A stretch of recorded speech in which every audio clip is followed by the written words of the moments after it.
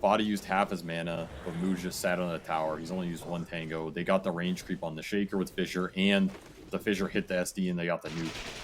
Pretty much ideal start here. Oh, nice blocking, too. Nice block. They can get some good damage here and get a maxed out Soul Assumption. They might just be able to kill Yawar. Low enough, and there it is. Moo gets the last hit. A question of whether or not Alchemist is going to be good in lane against Visage. I guess that's... Soniqs catch is, again, that's one of the weaknesses of their lineup. Second time, it's pretty much on MSS with this Marcy to find the openings. Quinn being super aggressive like we're seeing here. It's going to be a 5, though. Here's Chrono. In 3. Costa. Time dilates. This has been a little greedy from him. They're going to have the Underlord coming in through the other side. Now Z-Freak is setting up for a nice Fissure. Hits it onto the Marcy as well as the pop of the backlines. The Visage Birds are going to be able to drop. The Echo Slam hits the Sonic Wave coming out. It finished off the Earthshaker, but Costa was able to get a time walk off. Heals up a lot of that damage. Leslau now surrounded by 2. Fights Costa, but another time walk out. Repairs the damage. Now comes in Yawar. They got the Unstable Concoction. The Queen goes down, and now they can't catch the rest of these heroes. They're all just going to walk away as... I don't know. It should. Like, it should... Well... I don't know. It does like damage. It doesn't do an attack. I don't know. Yeah, I'm not a mechanics guy. It performs set attacks or at a set it's damage. Very weird. So I could see honestly both answers being reasonable, but little pick off. Wait, what? Oh, very cute. Oh, sorry. I thought that oh, very cute was a Marcy line. I was like, wait a minute, she's not supposed to talk. Leslau. He finishes off the tower. Gunner getting caught inside the pit into the straight up Sonic Wave. He had his almost his full crew behind him. Now they're going to keep fighting without Gunner, apparently. We'll see if this works, though. Leslau is super tanky. The Crimson Guard has worn out, though. And bit by bit, they'll be able to bring him down. It's Exorcism. That's the power of the fine position Death Prophet, I will say. You know, a lot of damage, a lot of team fight. Yeah. Earn. Yeah. So he had the early game oriented build, and now he's finally getting to his, like, big aura timing.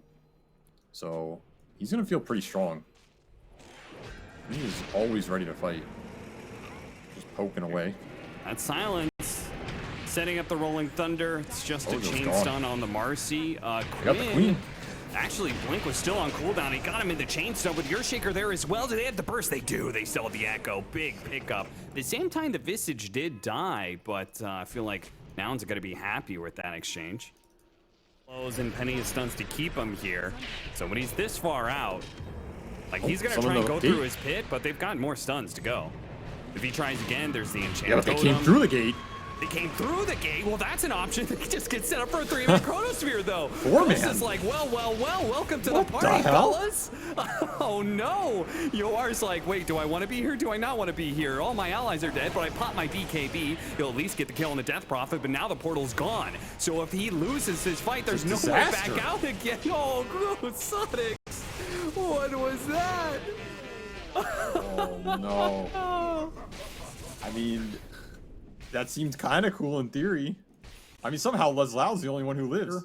With Max Aftershock up, he's super high level now. And they're ready to go. Rumble in the jungle.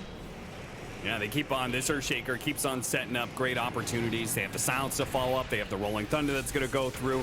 So Leslau is surrounded, and Gunner's dealing with the backline at the same time. The Shadow Demon's just being chain stunned to oblivion here. Knocked up to the high ground where he will die. Gunner jumps down with a shield crash and chase after Yawar. They don't have the Chronosphere, though, so no reason to keep chasing. Quinn, he needs a little bit more before he has his BKB too, so stall for a few more seconds, boys. Goes to Beelight's not stalling, though. Oh, aggressively going. Is that the right Chronosphere? And they're going to be able to chain stun him pretty nicely, that's for certain, but their offlaner now being dead. Will Soniqs try and fight without him? Gunner gets actually pretty low as he's stuck on this Sonic Wave. He's actually just dead, and Quinn immediately pounces for more. He slows down Costa. MSS runs after him. They do still have another 40 seconds on that Aegis, so Sonic's got to be choosing Yawar found the back line. Nice two-man stun in the back line. Quinn immediately tops on top of that one. They're going to chase after. Their Shaker's dead. Now go after Husky. He's going to be falling here as well. And Coast is struggling to be able to hit anybody right now. But maybe with the slows coming in from Gunner with the BKB on cooldown, Yawar doesn't stand a chance, and neither does MSS. Quinn's going to have to retreat. He blinks away. The buybacks come through from Nouns and do land a successful team. You can't, there's a bird in it. You're gonna get destroyed in the pit. It has to just be a smoke into a good obs, and you jump, and you hit the jump of your life. Smoke broke immediately. That was not it. Gets time dilated. He got stunned. Dashed up, Fishered as well. Chain stun. Oh, Yawar. Big jump in. Two-man stun. Four staff gets Gunner out of the way. He starts rolling it up. Yawar's going to turn around. The Sonic Wave goes out. Doesn't actually hit Gunner. Yes. They do have this big Chronosphere. Moves on the outside, laying out some damage. They hit the Rolling Thunder back onto Quinn. They're going to try and jump on him, but he blinks away. The buyback coming in from Marcy. Leslau trying to do what he can, but the Exorcism is shredding him. They also copped Quinn at the same time, so two of the cores are definitely dead. The Alchemist was able to get out of there. But not a big surprise. Nouns do win the team fight. All right, here's how we're gonna make the team fight difficult. And they're gonna try and the burst stuns, trying to get the Aegis. That was pretty free. They didn't have to blow any big spells. Chemical Rage is good halfway through, so they still got a chance to be able to fight this one. They hit another stun, follow it up with another unstable concoction, and they finish him off. And now with the Faceless Void dead, they can chase down whatever heroes they want to. The big threat is gone. Chasing after, MSS does not have a basher. It's only the Alchemist, so thanks to the bird stun. Kwei still has a BKB, doesn't pop it though. There is a disruption, but he's going to be chain stun off of this one with the Rolling Thunder. No, he gets off the BKB. There is that small instance. They do have Yawar, who was looking for the supports, went for the stun on to move, but he got the stone form off, so that makes things really awkward, especially with that Chronosphere laid out. The Sonic Wave pushes some of these heroes back, but look at that Gunner just lining it up. A beautiful swashbuckle, hits on the three. He's sticking onto this poor Queen of Pain, who keeps on getting bashed over and over and over again. He took no damage, so a late Neon Disc pop. They do have Yawar coming back into play now. This is the last final effort of Soniqs. A buyback on their carry. They could buy back on the Quap too and try and contest Roshan. I mean, they have to go for it, right? But are they even going to get there in time? I don't know. This thing drops pretty freaking fast. Uh-oh. Can they Underlord ults? They don't have it. They do. Oh, they do. They get behind from the other side. Found Zefree. They found Earthshaker. It's a big kill if they can get it, but at the same time, the Roshan's going to be dying during that time. They're getting there slowly but surely, but the Roshan's already dead. They do manage to get the Aegis onto the Pango, but Quap, oh, what a Rolling Thunder. It's just going to be a chain stun. It's going to be a massacre inside the pit. Nouns on their way to the grand finals, winning the Roshan fight, winning the team fight, and Soniqs on the run. Bruised and battered and looking at a 0-2 in their future and gonna have to go through the lower bracket, it seems. I mean, cool attempts at these plays, the gate, the jumps, finding the shaker, trying to commit in for the Aegis snatch. This is probably the game though, no buyback for this queen.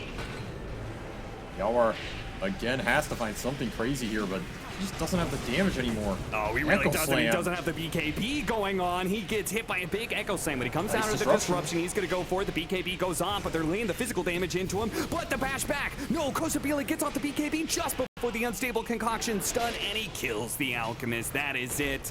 Nouns all season long, all year long.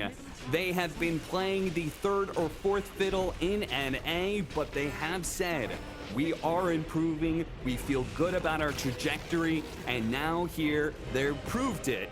Up in the upper bracket final, it's just one series away, and they have a slot at the International. I mean, they look like the best team in this qualifier by far now. Like, I don't think Soniqs...